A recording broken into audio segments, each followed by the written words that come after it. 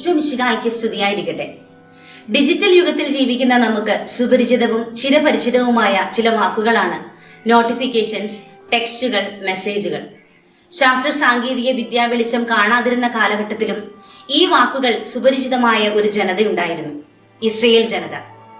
തന്റെ പ്രവാചകന്മാരിലൂടെ ദൈവം സമയാസമയങ്ങളിൽ അവർക്ക് സന്ദേശങ്ങൾ നൽകിക്കൊണ്ടിരുന്നു.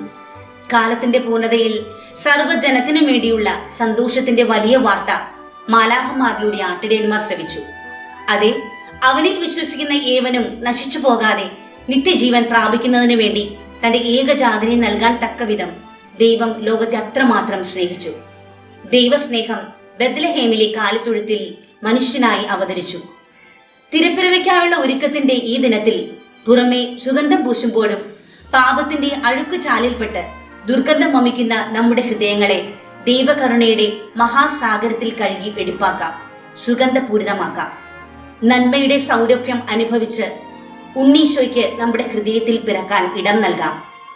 സുഗന്ധം പരത്തുന്ന പൗഡർ എന്ന സമ്മാനം നമുക്ക് ഉണ്ണീശോയ്ക്ക് നൽകാം. കാരുണ്യത്തിന്റെ ജപമാല ചൊല്ലി പ്രാർത്ഥിക്കാം.